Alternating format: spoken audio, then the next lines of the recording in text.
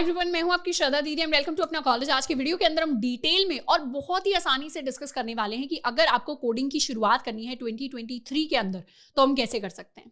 फिर चाहे आप प्लेसमेंट के लिए प्रिपेयर करना चाहते हैं, फिर चाहे आप वेब डेवलपमेंट सीखना चाहते हैं, प्रोजेक्ट्स बनाना चाहते हैं या मशीन लर्निंग एआई जैसी चीजें करना चाहते हैं।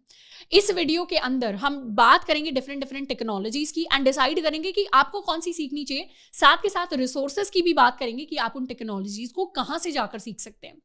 अब वीडियो की स्टार्ट से पहले कुछ स्टूडेंट्स के आजकल नए नए डाउट्स होते हैं कि चैट जीपीटी आ गया है तो एआई जैसी चीजें प्रोग्रामर्स के जॉब्स को रिप्लेस तो नहीं कर देंगी, या फिर रिसेशन या ले ऑफ्स की वजह से अब जॉब अपॉर्चुनिटीज खत्म तो नहीं हो गई हैं टेक के अंदर।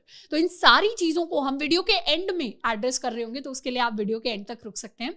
तो वीडियो की स्टार्ट करते हैं। स्टार्ट से पहले एक छोटी सी चीज हमें पता होनी चाहिए कि अगर हम कोडिंग करना चाहते हैं 2023 के अंदर या कभी भी अगर कोडिंग करना चाहते हैं तो वो ये चीज है कि ऐसा नहीं होता कि आपने कोडिंग कर ली तो अब आप वेबसाइट्स भी बना पाएंगे, आप ऐप भी बनाना सीख गए, आप मशीन लर्निंग एआई भी सीख गए, आप गेम डेवलपमेंट भी सीख गए, आप ब्लॉकचेन भी सीख गए। मतलब ऐसा नहीं है कि कोडिंग एक चीज है जिसको करके आप सारी चीजें एकदम से करने लग जाएंगे।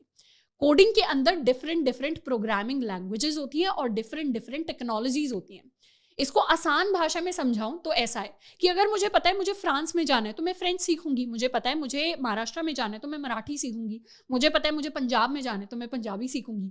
वैसे ही हमें हमारा गोल क्लियर होना चाहिए। अब चाहे आप स्कूल में हैं, चाहे आप कॉलेज के अंदर है, या फिर वर्किंग प्रोफेशनल है, या फिर रिटायर्ड है, या किसी भी कैटेगरी के अंदर आते हैं, सबसे पहले हम अपना गोल डिसाइड करेंगे।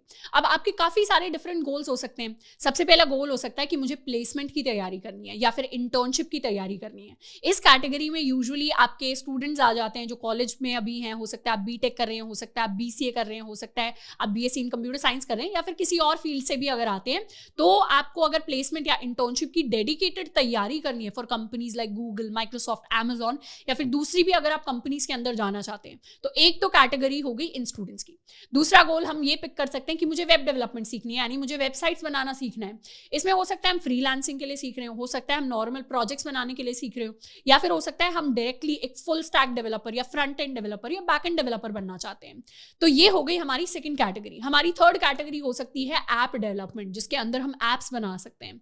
ये एप्स हो सकता है एप्पल के फोन्स के लिए बना रहे हो या फिर एंड्रॉइड फोन्स के लिए बना रहे हो। फोर्थ कैटेगरी जो हमारी होती है वो होती है मशीन लर्निंग एंड एआई की कैटेगरी, जिसमें यूजुअली जिन स्टूडेंट्स को डेटा साइंस में इंटरेस्ट होता है या जो एआई एमएल की फील्ड में जाना चाहते हैं वो स्टूडेंट्स इस कैटेगरी को पिक करते हैं। फिफ्थ कैटेगरी या फिफ्थ गोल हमारे लिए हो जाता है वो लोग जो नॉर्मली बस एक्सप्लोर करना चाहते हैं कि कोडिंग होती क्या है। इस कैटेगरी में मोस्टली स्कूल स्टूडेंट्स आते हैं जिनको बस जानना है ऊपर से कि कोडिंग होती क्या है, हम करते क्या है। या फिर हो सकता है आप कोई वर्किंग प्रोफेशनल हैं जो किसी और फील्ड से आ रहे हैं, आपका आज तक टेक से कोई रिश्ता नहीं रहा है, एंड हो सकता है आप आज तक सेल्स की फील्ड में थे या एचआर की फील्ड में थे, पर आपने आजकल टेक के पैकेजेस के बारे में सुना है और आपका नया नया इंटरेस्ट जागा, तो आप भी देखना चाह रहे हैं कि होता क्या है एक्चुअली टेक्नोलॉजी के अंदर या कोडिंग के अंदर। तो ये 5 सबसे मेजर कैटेगरीज हैं जिसमें यूजुअली स्टूडेंट्स आते हैं। अब इसके अलावा एक दो और आजकल उभरती हुई पॉपुलर कैटेगरीज हैं, जैसे गेम डेवलपमेंट हो गया या फिर ब्लॉकचेन डेवलपमेंट हो गया। तो अगर आपको गेम डेवलपमेंट सीखना है तो उसके बारे में डेडिकेटेड रोड मैप हमने बनाया हुआ है, जिसके अंदर रिसोर्सेज भी मिल जाएंगे, हम उस वीडियो को जाकर एक्सप्लोर कर सकते हैं।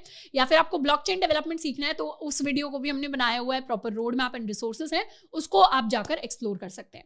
अब बात करते हैं इन 5 मेजर कैटेगरीज की। सबसे पहले तो आप अपने लिए इनको पिक कर लीजिए, पर अगर आप अभी भी अनश्योर है कि मुझे नहीं पता इनमें से मैं कौन सी पिक करूं, तो आपके लिए भी आंसर एक वीडियो के एंड में मैंने एक फिक्स्ड आंसर आपके लिए डिसाइड करके रखा हुआ है। लेकिन तब तक आपको प्रॉपर नॉलेज होनी चाहिए कि डिफरेंट टेक्नोलॉजीज में डिफरेंसेस क्या होते हैं। पहले बात करते हैं प्लेसमेंट एंड इंटर्नशिप की तैयारी की। इंडिया के अंदर यूजुअली अगर हम प्लेसमेंट्स एंड इंटर्नशिप्स के लिए जाना चाहते हैं तो जो हमारी मेजर टेक कंपनीज होती हैं जिनके बड़े बड़े नाम आपने सुने होंगे, वो कंपल्सरीली अपने इंटरव्यूज में डेटा स्ट्रक्चर्स और एल्गोरिथम्स नाम की चीज पूछती हैं। इसको हम शॉर्ट में कहते हैं डीएसए। अब डेटा स्ट्रक्चर्स एल्गोरिथम क्या होता है उसके बारे में एक डेडिकेटेड वीडियो बनाया हुआ है, बट यहां पर हमें वो नहीं समझना। यहां पर हमें ये समझना है कि डीएसए अगर हमें करना है तो उसके लिए हमें कौन सी प्रोग्रामिंग लैंग्वेज सीखनी चाहिए। डीएसए को करने के लिए मैं आपको रेकमेंड करूंगी कि या तो आप जावा सीख लीजिए या फिर आप C++ सीख लीजिए।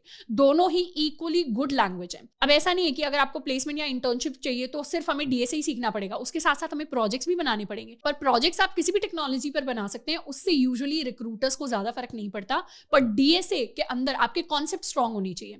अब डीएसए के लिए मैंने सी प्लस प्लस एंड जावा को ही क्यों एडवाइस किया, क्योंकि इनके मार्केट के अंदर रिसोर्सेज बहुत ज्यादा अवेलेबल है। यानी अगर आपके पास कोई सवाल आता है या कोडिंग क्वेश्चन में आप कहीं फंस जाते हैं तो मैक्सिमम जो आपको रिसोर्सेज मिलेंगे कोडिंग के अंदर वो या तो सी प्लस प्लस या फिर जावा के मिलने वाले हैं।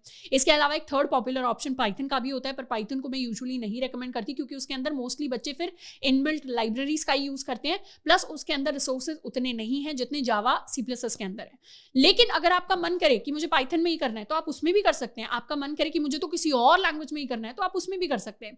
बस मैं आपको रिसोर्सेज के हिसाब से बस एडवाइस कर सकती हूँ कि यही दोनों लैंग्वेजेस हैं जिनके अंदर आपको मैक्सिमम रिसोर्सेज मिल जाएंगे। अब इन दोनों लैंग्वेजेस को हम कैसे सीखें और इसके अंदर डीएसए को कैसे सीखें, उसके लिए हमने अपना कॉलेज चैनल के ऊपर 2 प्लेलिस्ट बनाई हुई है। इनमें से एक है हमारी सी प्लस प्लस की प्लेलिस्ट, एक है हमारी जावा की प्लेलिस्ट, आप उसको जाकर एक्सप्लोर कर सकते हैं। इसके साथ साथ अल्फा भी अवेलेबल है जो डेडिकेटेड जावा प्लस डीएसए का एक कोर्स है प्लेसमेंट प्रिपरेशन के लिए, हम उसको भी जाकर एक्सप्लोर कर सकते हैं अपना कॉलेज वेबसाइट के ऊपर। नीचे लिंक आपको डिस्क्रिप्शन बॉक्स के अंदर मिल जाएगा। तो अगर हमारा गोल प्लेसमेंट की तैयारी करना है तो हम अपने लिए एक लैंग्वेज पिक कर सकते हैं और अपनी तैयारी को स्टार्ट कर सकते हैं। अब यहाँ पर कुछ स्टूडेंट्स का सवाल होगा कि दीदी क्या जावा सीखने के लिए मुझे पहले से सी या सी प्लस प्लस आनी चाहिए, या सी प्लस प्लस सीखने के लिए मुझे क्या पहले सी आनी चाहिए या पाइथन आनी चाहिए? तो इसमें मैं बोलूंगी बिल्कुल भी नहीं। किसी भी एक प्रोग्रामिंग लैंग्वेज को सीखने के लिए जरूरी नहीं है कि पहले हमें कोई दूसरी प्रोग्रामिंग लैंग्वेज आती हो। किसी भी प्रोग्रामिंग लैंग्वेज को हम बिल्कुल स्क्रैच से और बिल्कुल शुरुआत से सीखना स्टार्ट कर सकते हैं। अब आते हैं अपनी सेकंड कैटेगरी की तरफ, यानी वेब डेवलपमेंट की तरफ। वेब डेवलपमेंट के अंदर यूजुअली हम वेबसाइट्स को बना रहे होते हैं, तो इसके लिए 3 चीजें तो हमें 100% आनी चाहिए, HTML, CSS and JavaScript. HTML के लिए हमने ऑलरेडी वन शॉट बनाया हुआ है। इसके अलावा वेब डेवलपमेंट का एक प्लेलिस्ट है जो अपना कॉलेज चैनल के ऊपर अवेलेबल है, इसमें हमने कंप्लीट फ्रंट एंड को कवर किया हुआ है, तो हम इसको भी जाकर एक्सप्लोर कर सकते हैं। अब एक बार हमने HTML, CSS एंड जावास्क्रिप्ट को कवर कर लिया तो उसके बाद वेब डेवलपमेंट में यूजुअली लोग अपना फील्ड पिक करने लग जाते हैं। यानी या तो हो सकता है कि आपको फ्रंट एंड डेवलपर बनना है। फ्रंट एंड डेवलपर यानी जो वेबसाइट के यूजर फेसिंग पार्ट के साथ काम करते हैं। जैसे अगर हम Amazon की वेबसाइट खोलते हैं तो जितना भी पार्ट हमें दिख रहा होता है या जिस पार्ट के साथ हम इंटरैक्ट करते हैं वो सारा फ्रंट एंड पार्ट होता है।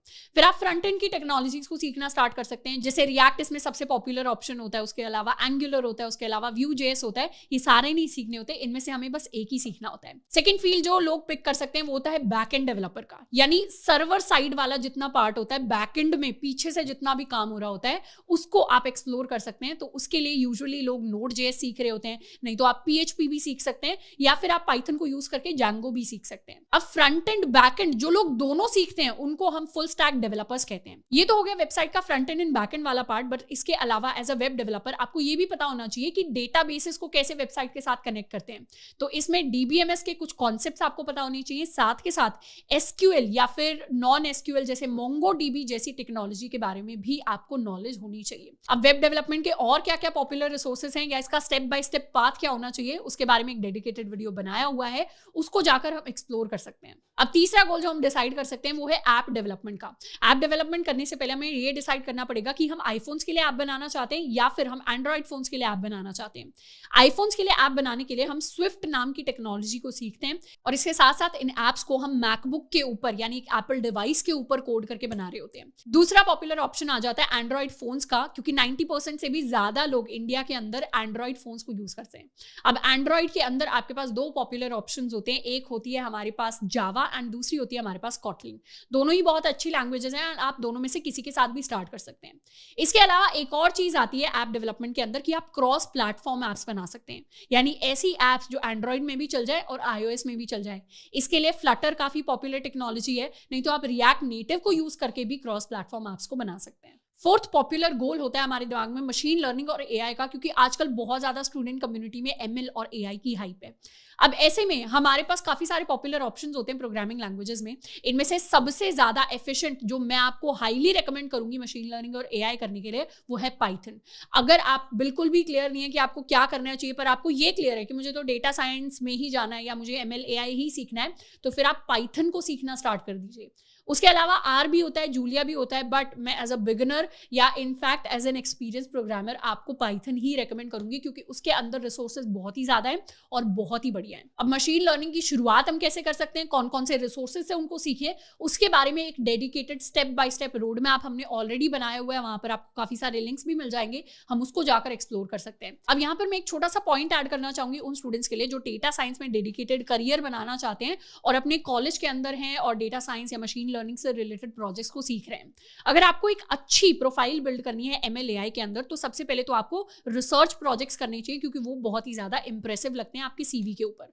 उसके अलावा आप डेडिकेटेड ML AI की इंटर्नशिप्स भी कर सकते हैं कंपनीज के अंदर, वो भी अच्छी लगती हैं। बट जब भी हम ML AI को प्रोजेक्ट के नहीं बट एक करियर के पर्सपेक्टिव से व्यू कर रहे होते हैं, तो हमें ये याद रखना होता है कि मार्केट में अभी भी जो बहुत ही ज्यादा हाई पेइंग और अच्छे कंपनीज में अच्छे जॉब्स हैं ML और AI के या डेटा साइंस के, वो ये डिमांड करते हैं कि आपके पास या तो एक मास्टर्स या फिर एक PhD डिग्री होनी चाहिए। तो अगर हम डेटा साइंस के लिए थोड़ा सा सीरियस हैं, तो हमें पहले से ही एटलीस्ट आजकल के सिनेरियो के हिसाब से तो ये अपने लिए एक ऑप्शन रखना चाहिए कि मुझे आगे जाके मास्टर्स करनी है, क्योंकि उसके बाद काफी सारी अच्छी अपॉर्चुनिटीज होंगी जो आपके लिए खुल जाएंगी। अगर आप सिर्फ एक बैचलर्स डिग्री के साथ डेटा साइंस की फील्ड में जा रहे हैं, तो हो सकता है कि कुछ ऐसी अपॉर्चुनिटीज हो जो आपको अलाउ ना करें। अब बात करते हैं फिफ्थ पॉपुलर गोल की, जो है कि आप कोडिंग को एक्सप्लोर करना चाहते हैं। अब इसमें भी दो कैटेगरीज हैं।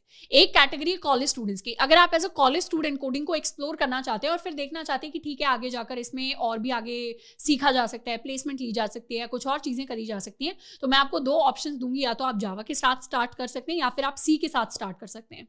जावा और सी दोनों को ही हमने फ्री में कवर किया हुआ है एक वन शॉट की फॉर्म में, तो उन वन शॉट्स के आपको लिंक मिल जाएंगे, उनको जाकर आप एक्सप्लोर कर सकते हैं। दूसरा केस हो सकता है कि आप एक स्कूल स्टूडेंट है या फिर एक वर्किंग प्रोफेशनल है और साथ के साथ आप जानना चाहते हैं कि कोडिंग कैसी होती है या इसको सीखने में कैसा लगता है, तो उसके लिए मैं आपको रिकमेंड करूंगी कि आप पाइथन से स्टार्ट कर सकते हैं, क्योंकि यूजुअली बहुत बिगिनर फ्रेंडली लैंग्वेज है।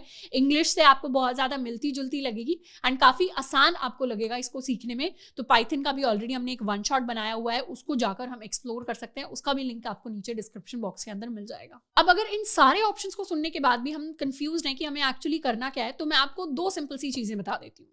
अगर आप ऐसे स्टूडेंट है जो बीटेक कर रहा है, BCA कर रहा है, BSc कंप्यूटर साइंस के अंदर है, तो यू कैन स्टार्ट लर्निंग जावा। आप जावा सीखना स्टार्ट कर दीजिए। उसके लिए काफ़ी जो फ्री रिसोर्सेज हैं और पेड रिसोर्सेज हैं उनके बारे में ऑलरेडी आपको बता दिया है। आप किसी के साथ भी शुरुआत कर सकते हैं। सेकेंड कैटेगरी उन स्टूडेंट्स की होगी जो शायद BA बैकग्राउंड से आ रहे हैं या BCom बैकग्राउंड से आ रहे हैं या फिर किसी और बैकग्राउंड से आ रहे हैं, बट आप भी कंफ्यूज हैं कि मुझे करना क्या है। तो ऐसे केस में मैं आपको रिकमेंड करूंगी कि आप जावा स्क्रिप्ट के साथ स्टार्ट कर दीजिए। वेब डेवलपमेंट का जो डेडिकेटेड कोर्स है उसमें जावा स्क्रिप्ट के वीडियो के साथ आप स्टार्ट कर सकते हैं। अपना कॉलेज चैनल के ऊपर प्लेलिस्ट में आपको अवेलेबल होगा। अब वीडियो में जाते जाते एक छोटा सा मैसेज मैं आप सभी को देना चाहूंगी, जो शायद यूजुअली हमें वीडियो से या दूसरी जगह से पता नहीं चलता, कि एज अ बिगिनर हमें कोडिंग बोरिंग भी लग सकती है।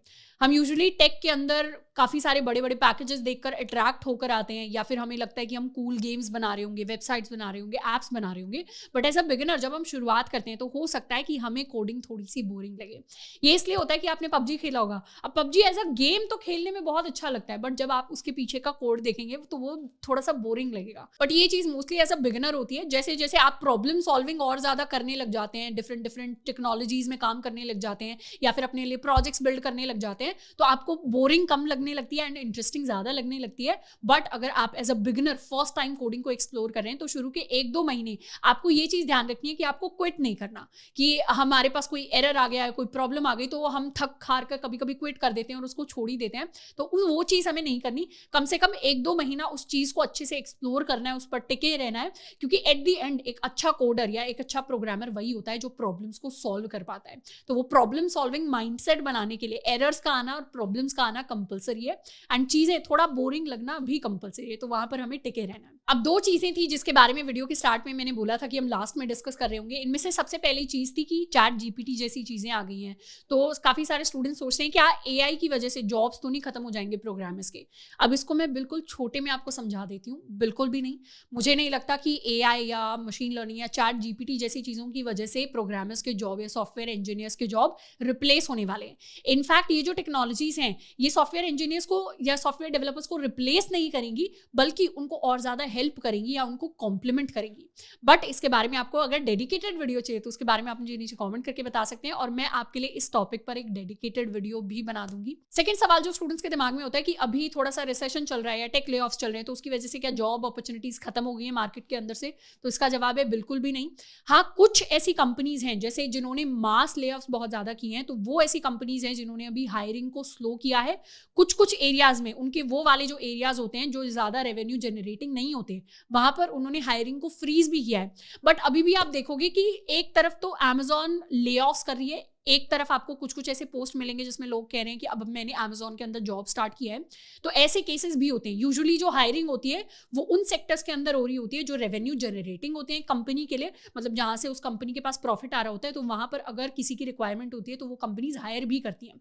बट हाँ, डेफिनेटली जहां पर ले ऑफ्स हुए हैं वहां पर हायरिंग स्लो हो गई है। बट ऐसा नहीं है कि बाकी की इंडस्ट्री में सबके साथ ही ऐसा हुआ है या हर जगह ही ले ऑफ्स हुए हैं। अभी भी बहुत सारी अच्छी कंपनीज हैं जो एक्टिवली हायर कर रही हैं, क्योंकि अगर किसी भी सेक्टर के अंदर कोई ऐसी कंपनी है जो अच्छा परफॉर्म नहीं करती, उसके दूसरी तरफ कई ऐसी कंपनीज ऐसी भी होती हैं जो बहुत अच्छा परफॉर्म करती हैं। तो जॉब अपॉर्चुनिटीज मार्केट के अंदर अभी भी बहुत सारी हैं, स्पेशली उन लोगों के लिए हैं जो एक्चुअली स्किल्ड हैं। तो अगर आप टेक सेक्टर के अंदर एक स्किल्ड कैंडिडेट हैं तो आपके लिए जॉब्स की कमी नहीं होने वाली है टेक्नोलॉजी फील्ड के अंदर। तो आई होप कि अगर हम एक बिगिनर थे या फिर थोड़ा सा एक्सपीरियंस भी थे तो आज की वीडियो देखकर हमें काफी कुछ पता चला होगा कोडिंग के बारे में और कैसे हम अपनी कोडिंग जर्नी की शुरुआत कर सकते हैं 2023 के अंदर। अब आपकी कौन सी फेवरेट टेक्नोलॉजी थी एंड आपने अपने लिए क्या गोल डिसाइड किया, उसके बारे में भी आप मुझे नीचे कमेंट करके बता सकते हैं। आज के लिए इतना ही, मिलते हैं नेक्स्ट वीडियो में। Till then keep learning and keep exploring.